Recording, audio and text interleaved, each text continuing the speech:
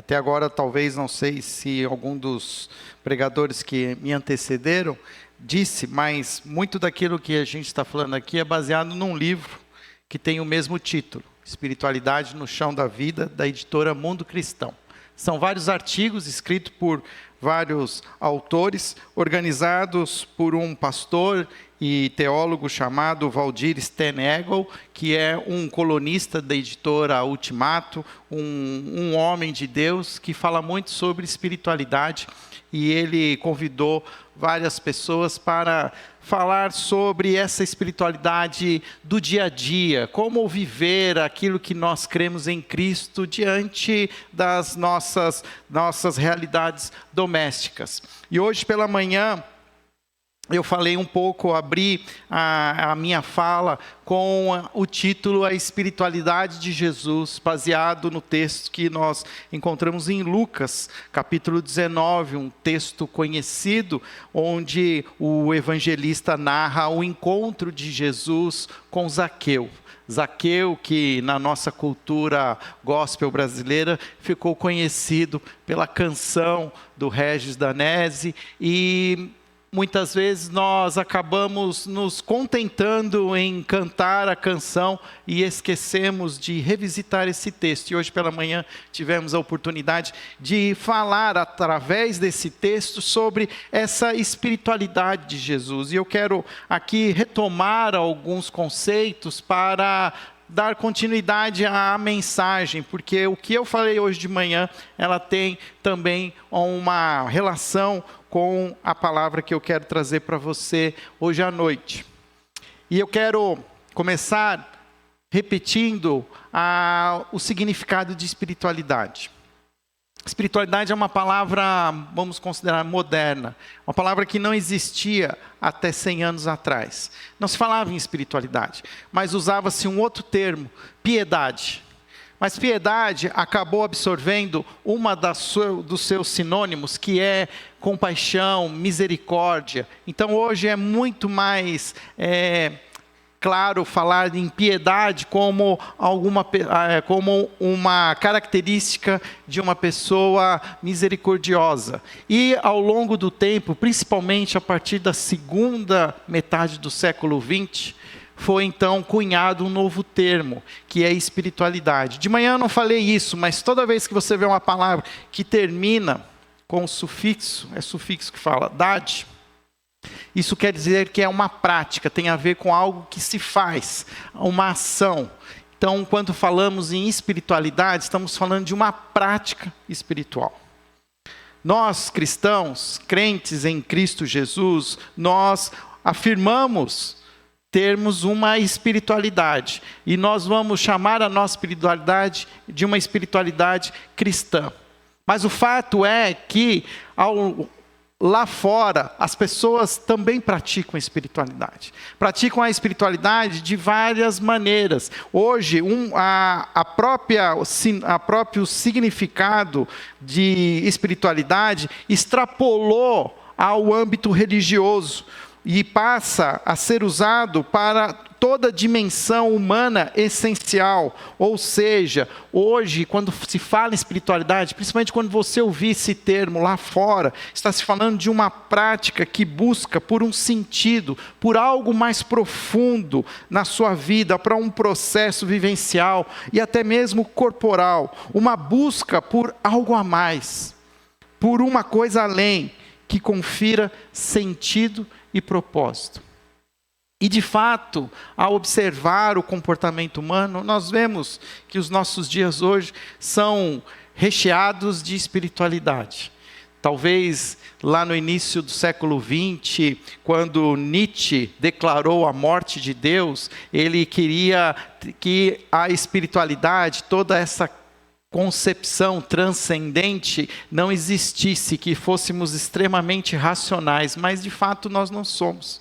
A própria palavra de Deus diz que nós somos corpo, alma e espírito, e que existe em nós essa necessidade da transcendência, de ter contato com algo invisível, mas que faz sentido, que traz propósito. Nós, cristãos, muitas vezes não pensamos muito sobre isso. Para nós, talvez exista uma clareza, mas o fato é que lá fora essa clareza não existe. Hoje pessoas buscam por espiritualidade na gastronomia, pessoas buscam pela espiritualidade no contato com a natureza, através de grandes shows e eventos, hobbies, viagens, práticas esportivas, colecionismo, e aqui existem tantas coisas que hoje fazem parte de um roteiro para a prática da espiritualidade, que traz sentido, que traz propósito. Pela manhã, então, nós falamos e abordamos o encontro de Jesus com Zaqueu. E o bonito de quando a gente olha para essa história, nós começamos a ver Jesus ensinando Zaqueu a ter contato com a verdadeira espiritualidade.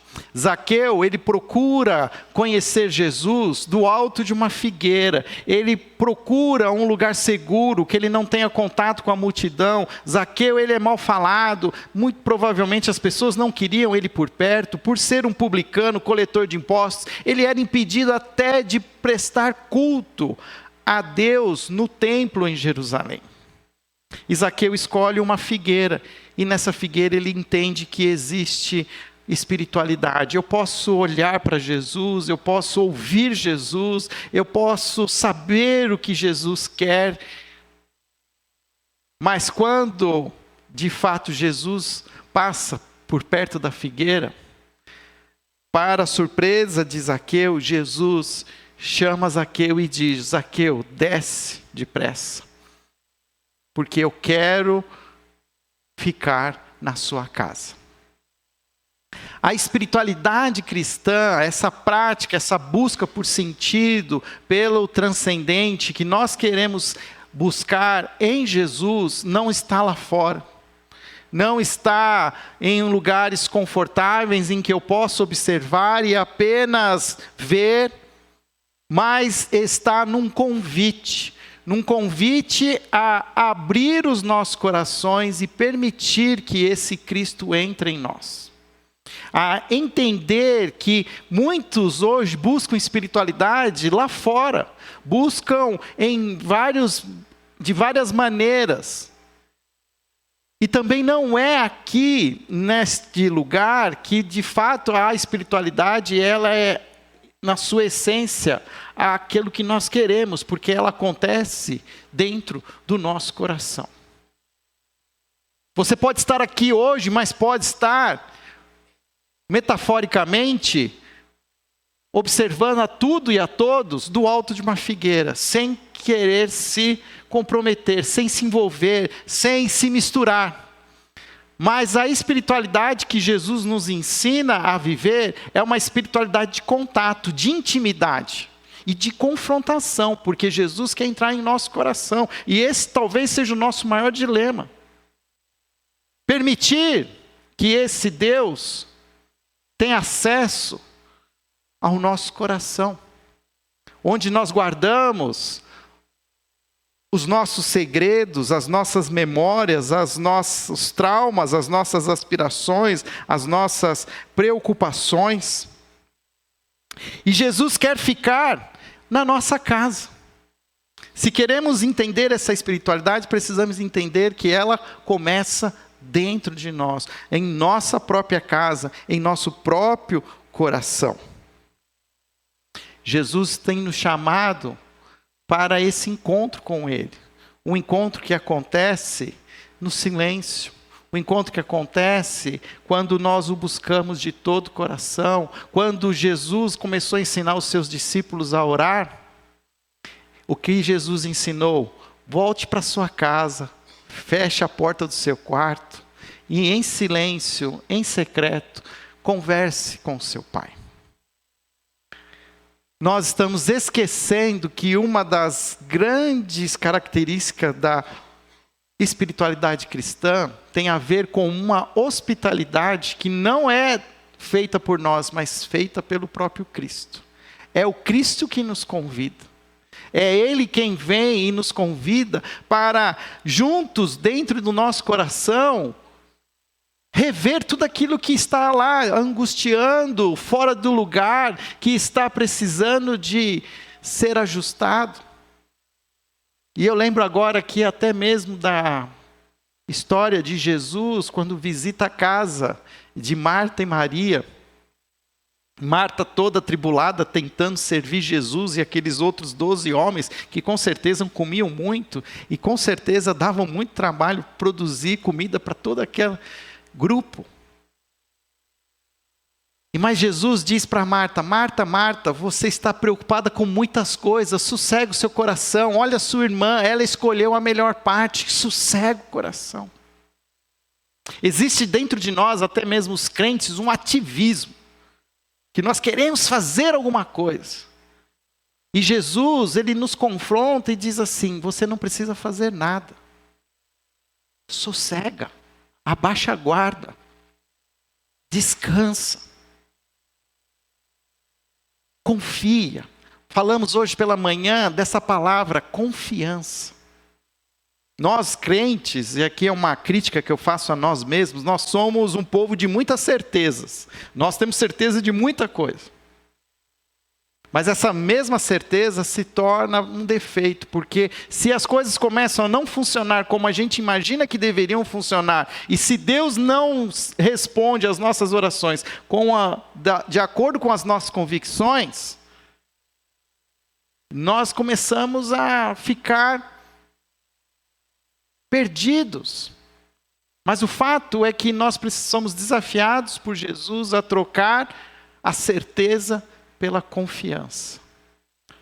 Abrir mão de sermos os donos da verdade e entregar esse peso para Jesus. E apenas confiar, entregar ao outro a segurança da nossa vida. Hebreus, capítulo 4, verso 16, o texto também diz que nós precisamos aproximarmos de Cristo com toda confiança. Zaqueu fez isso.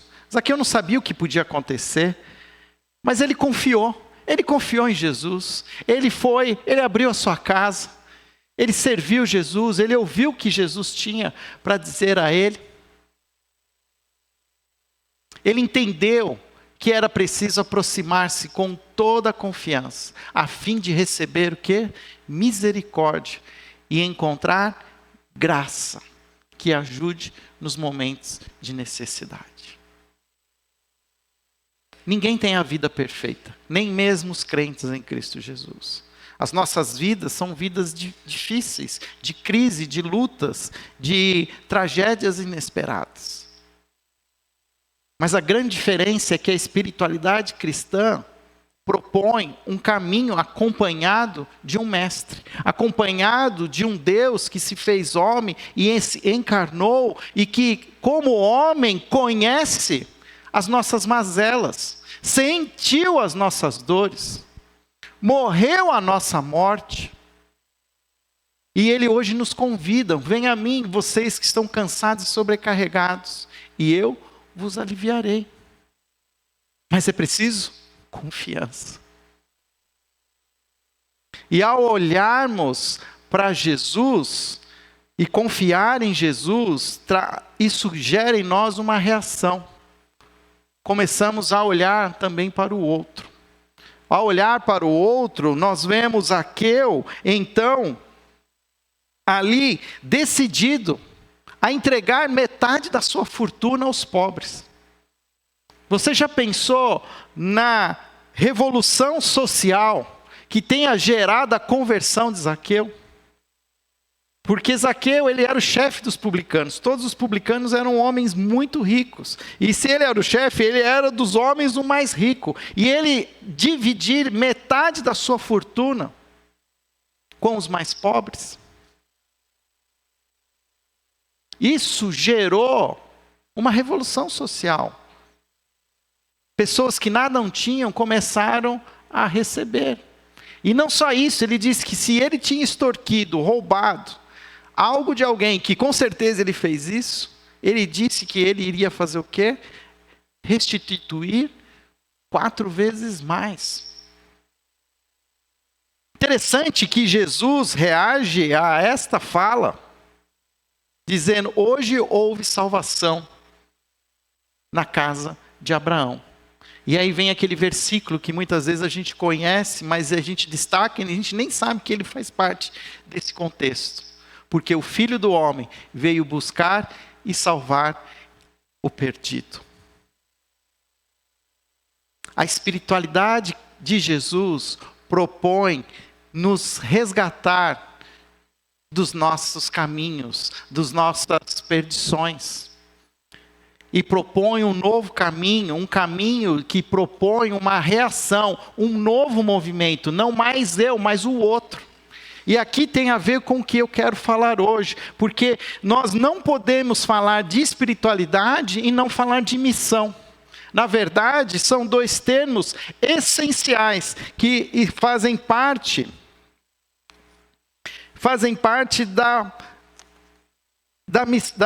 do Evangelho de Jesus. Espiritualidade e missão são elementos centrais na fé cristã. Mas nós precisamos entender como elas se equilibram. Assim como a espiritualidade, então, ela é essencial para o ser humano, ela é como o ar para respirar, o fôlego para viver. Nós precisamos entender que somos chamados a repartir essa segurança, essa confiança que nós ganhamos em Cristo Jesus. O problema é que o nosso jeito ocidentalizado de viver é muito saturado de telas. Nós nos tornamos perdidos diante de uma multidão de produtos oferecidos para a nossa compra. Ficamos confusos com tantas vozes. E com isso vêm os sinais de cansaço da nossa alma. Nós ficamos tontos, cansados com todo esse jeito de viver. E aí entramos em crise. E essa crise, queridos, a solução para ela, essa sede por transcendência, por busca, por sentido e propósito, ela precisa ser resolvida na espiritualidade de Jesus e o seu Evangelho. Nós que já conhecemos a Cristo, muitas vezes nos sentimos perdidos diante da nossa realidade. Quero que você abra sua Bíblia no Evangelho de Marcos. Marcos capítulo 6, do verso 35 em diante, nós vamos ver aqui um texto também muito conhecido e que, neste caso, ele é descrito também nos outros evangelhos, tanto em Mateus, como Lucas, como em João. Conhecido como a primeira multiplicação dos pães. Evangelho de Marcos, capítulo 6, a partir do verso 30. Diz assim: os apóstolos reuniram-se a Jesus e lhe relataram tudo o que tinham feito e ensinado. Havia muita gente indo e vindo, ao ponto que eles não terem tempo para comer. Jesus lhes disse: venham comigo para um lugar deserto e descansem um pouco. Então eles se afastaram num barco para um lugar deserto. Mas muitos dos que os viram retirar-se, tendo-os reconhecido, correram a pé de todas as cidades e chegaram lá antes deles. Quando Jesus saiu do barco e viu uma grande multidão, teve compaixão deles, porque eram como ovelhas sem pastor. Então começou a ensinar-lhes muitas coisas. Já era tarde. E por isso seus discípulos aproximaram-se dele e disseram: este é um lugar deserto e já é tarde. Manda embora o povo para que possa ir aos campos e povoados vizinhos, comprar algo para comer. Jesus, porém, respondeu: deem-lhes vocês algo para comer. E eles lhe disseram: isso exigiria 200 denários. Devemos gastar tanto dinheiro em pão e dar-lhes de comer? Perguntou Jesus: quantos pães vocês têm? Verifiquem. Quando ficaram sabendo, disseram: 5 pães e 2 peixes. Então Jesus ordenou que fizessem todo o povo assentar-se em grupos na grama verde. Assim eles se assentaram em grupos de 100 e de 50. Tomando os 5 pães e os 2 peixes, olhando para o céu, deu graças, partiu os pães. Em seguida, entregou aos seus discípulos para que os servissem ao povo. E também dividiu os 2 peixes entre todos eles. Todos comeram e ficaram satisfeitos. E os discípulos recolheram 12 cestos cheios de pedaços de pão e de peixe. Os que comeram foram 5.000 homens. Você já viu essa história muitas vezes, provavelmente. Você já a conhece. Mas eu quero aqui destacar algumas coisas que nos mostram a espiritualidade e a missão de Jesus. Primeiro, a gente observa uma multidão sedenta, uma multidão que está faminta, uma multidão que busca por Jesus. Ao saber que Jesus havia se afastado, para dar uma pausa, eles pegam um barco para fazer ali uma travessia e chegar até um outro lado da margem do mar da Galileia. Aquela população tão carente de Jesus dá a volta, faz a volta em terra e com velocidade. Então imagina a vontade que esse povo tinha de estar perto de Jesus. Como essa multidão ela era faminta da presença de Jesus, faminta da palavra de Jesus. E aí nós vamos ver que ao final ainda ela vai ficar faminta fisicamente, com fome, porque passaram o dia inteiro fora de casa. Jesus assume 2 papéis. Jesus assume o papel com a sua presença, ele diz que ele ficou com compaixão daquela multidão e começou a ensiná-los. Se você lê os textos em paralelo, você pega alguns detalhes. Jesus, inclusive, continuou a curar muitos dos enfermos. Então Jesus assume ali o papel de curar, de ensinar, através da sua presença e da sua palavra. E aos discípulos ele encarregou de encontrarem algo para comer. O mais difícil, Jesus assumiu. Mas ele também deu aos seus discípulos um papel.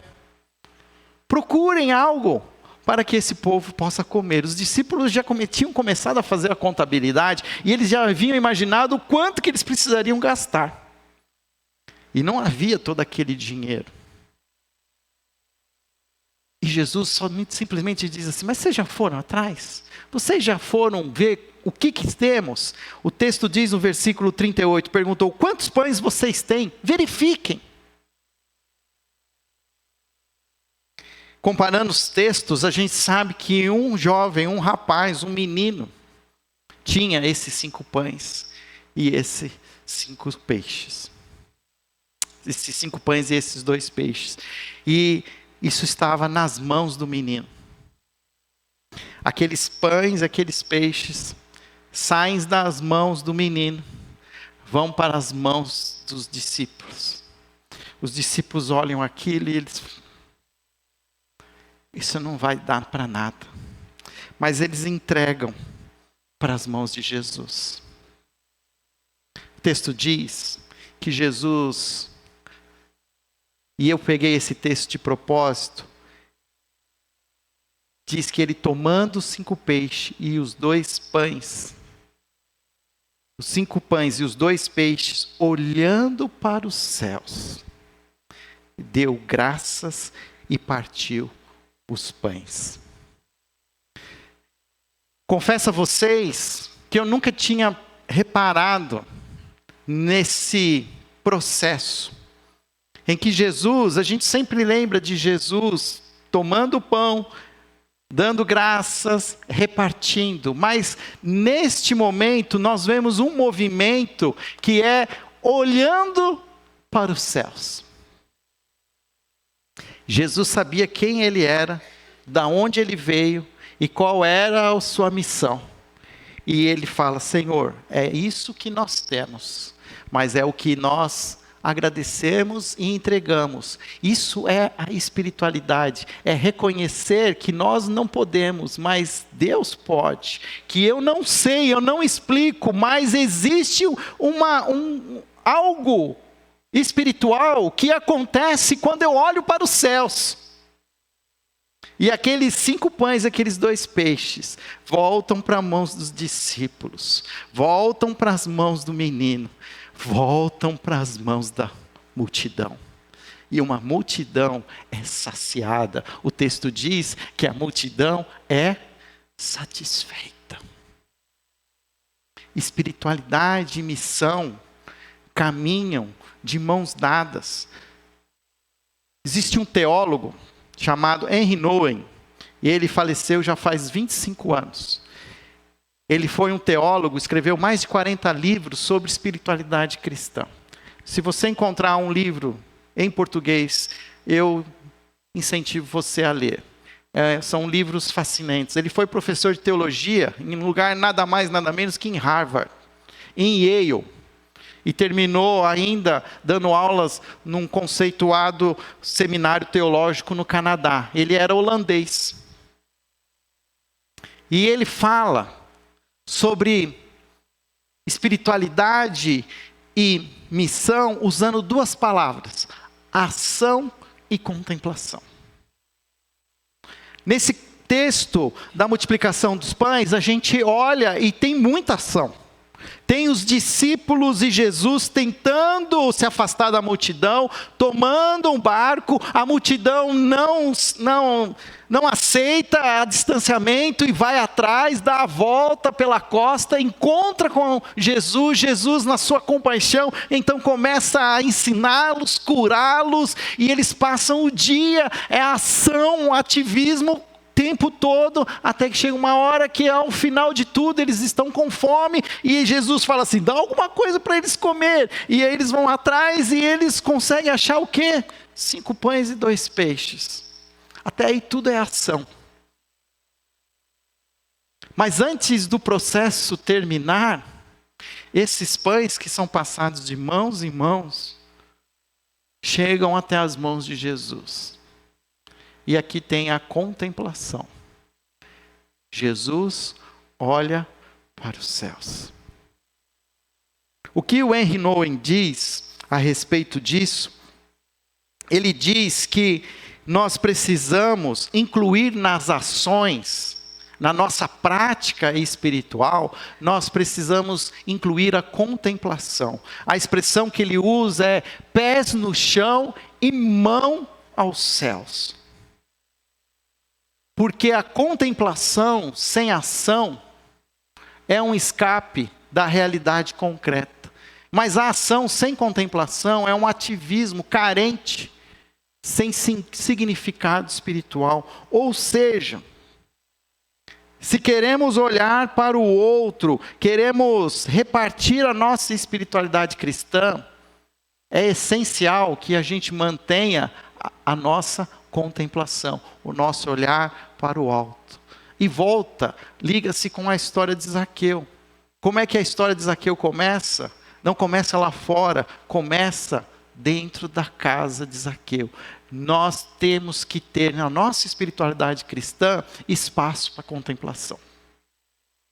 Viver num mundo caótico, num mundo sedento, onde multidões buscam sentido e significado, e que vem até nós pedindo por pães e peixes, nós seremos engolidos e tragados por essa multidão se nós não tivermos espaço para contemplação.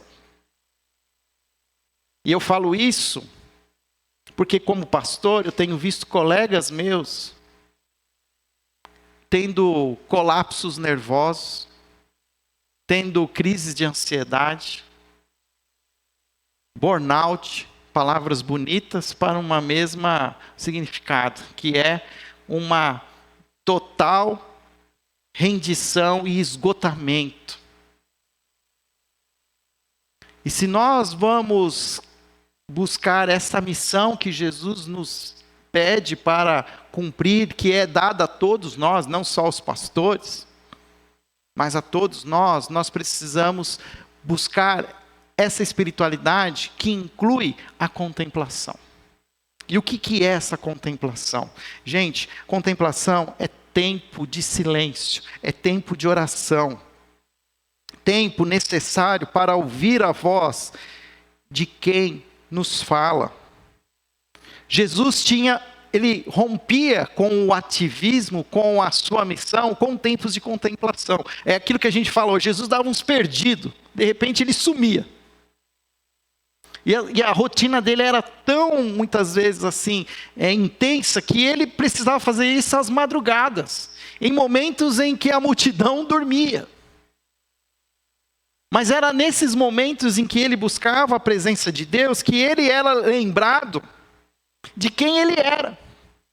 Ele era lembrado da sua própria identidade, e a sua identidade era afirmada. Isso fortalecia Jesus e dava coragem a ele seguir servindo, sem se entregar às tentações provocadas pelas circunstâncias e pelas expectativas.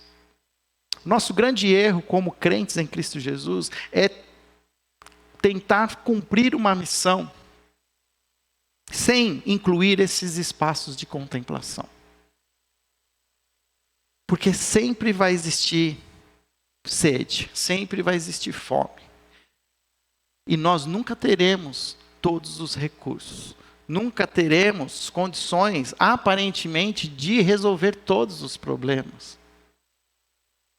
E o grande risco é que a gente se esgote, que a gente até se decepcione. Quando a gente precisa buscar como Jesus buscou esses momentos de oração, de contemplação, de meditação. Meditação é algo que lá fora está cada dia mais sendo desenvolvida por outras linhas espirituais. E nós, os crentes em Cristo Jesus, nós estamos ignorando a prática da meditação. Ou o salmista estava errado quando ele dizia que as palavras dos meus lábios e o meditar do meu coração agradem a ti. Meditação é se recolher, é em silêncio, é se sentar confortavelmente e respirar, é orar, acalmar o coração. Porque a multidão, ela vai estar sempre atrapalhando. Ela vai estar sempre falando, sempre exigindo. Quero mais, quero mais, quero mais, mais, mais, mais, mais. Sofia, eu estou vendo a Sofia lá, e eu fico pensando a Sofia, toda segunda-feira, ela vai lá no Jardim Tatinga. E eu não consigo imaginar o coração dela, mas eu posso tentar aqui fazer um esforço, que ela deve sair de lá esgotada, porque tem muita coisa para fazer lá. E ela é apenas uma. Mas a Sofia, ela mantém uma rotina de ir lá toda segunda-feira, mas a rotina da Sofia precisa incluir também a contemplação, o se alimentar, o se encher de Jesus, dela entender quem ela é em Cristo Jesus, porque as pessoas, elas estão prontas para nos rotular, elas estão prontas para nos julgar, e nós não precisamos ouvir o que as pessoas estão dizendo sobre nós, nós precisamos ouvir o que Deus tem para falar sobre nós, e o que nós vamos ouvir é no momento de contemplação, e o que nós vamos ouvir é: você é um filho amado meu, salvo em Cristo Jesus. É aquilo que Jesus conversa com Pedro, a sua restauração, sentado numa fogueira. Pedro, se você me ama, Senhor, eu te amo, mas você vê que quando eu começo a fazer as coisas, as bolas fora que eu dou. Pedro, você me ama? Eu te amo, Senhor. Apacenta as minhas ovelhas. Não mandou Pedro de volta para a faculdade teológica. Tudo bem, Pedro, eu sei que é difícil. Eu sei o que é ser um ser humano. Eu sei o que é estar marcado pelo pecado, pela carnalidade. Mas eu confio em você. E isso revigora as nossas forças. Isso nos enche de coragem para seguir em frente. Porque os nossos dias são realmente difíceis e as situações hoje, elas estão indo para um caminho que às vezes nos assusta, ficamos até com muito medo. Mas nós não podemos recuar. Mas como nós vamos avançar? Se nós experimentarmos desse tempo de contemplação, de lembrar a nossa intimidade com o Pai. Contemplação molda a nossa ação. Pés no chão e mãos aos céus. A contemplação, ela é tão importante que ela precisa ser feita algo diário. E nesta contemplação, ela vai moldando a nossa ação e vai nos trazendo compaixão. Aquela compaixão que nós vamos ver logo no início, que Jesus, lá no versículo 34 diz, quando Jesus saiu do barco, viu uma grande multidão e teve compaixão. Sabe o que é compaixão? Compaixão é uma imersão total na condição do ser humano. É uma capacidade de sentir o que o outro sente. Uma capacidade de pôr amor aonde existe dor. É o que Jesus fez por nós. Ele veio ao nosso mundo, ele deixou o reino celestial e ele veio viver o nosso mundo físico e viveu a nossa carnalidade. Ele sentiu a nossa dor, ele entendeu a nossa angústia. Por isso Jesus tinha compaixão. E muitas vezes nós queremos praticar uma espiritualidade cristã que envolve a compaixão, mas de cima para baixo, como se nós somos mais capazes do que aqueles que nós estamos ajudando. E não é uma realidade onde somos iguais. É como se um faminto está repartindo o seu alimento com outro faminto. É sentir a dor do outro. Essa é a verdadeira missão de Jesus, uma missão que envolve compaixão, capacidade de sentir o que o outro está sentindo, capacidade de colocar amor aonde existe dor. E eu tenho certeza que se você é um filho amado de Jesus, uma filha amada de Jesus, tem coisas que você está vendo ao seu redor que te geram angústia. E que algumas dores humanas que você tem ouvido e presenciado, que estão gerando compaixão. Meu desafio é que você se envolva, se envolva com essas realidades. Mas não só promova a ação, continue buscando a contemplação. Pés no chão e mãos aos céus. Porque eu não posso, mas Jesus pode. Eu não consigo, mas Ele consegue. Nós estamos cheios de justificativas. Nós temos desculpa para tudo. Mas naquela desafio da manhã, que é trocar a certeza pela confiança, leve os seus pães e os seus peixes, dê graças, olhe para os céus e permita que o sobrenatural aconteça na sua casa e ao seu redor. É preciso fé, confiança, mas é preciso ter essa relação de intimidade. E eu creio que isso é essencial nos nossos dias. Eu estava olhando antes de vir para cá minha agenda essa semana. Eu já sei quase tudo que eu tenho para fazer essa semana. E o maior perigo é começar fazendo. Sair fazendo. Porque a gente é bom em fazer coisa. O nosso desafio é contemplar, é parar é se colocar aos pés de Jesus e abrir esse espaço na nossa agenda. Não vai existir uma espiritualidade saudável sem esse espaço para contemplação, para oração.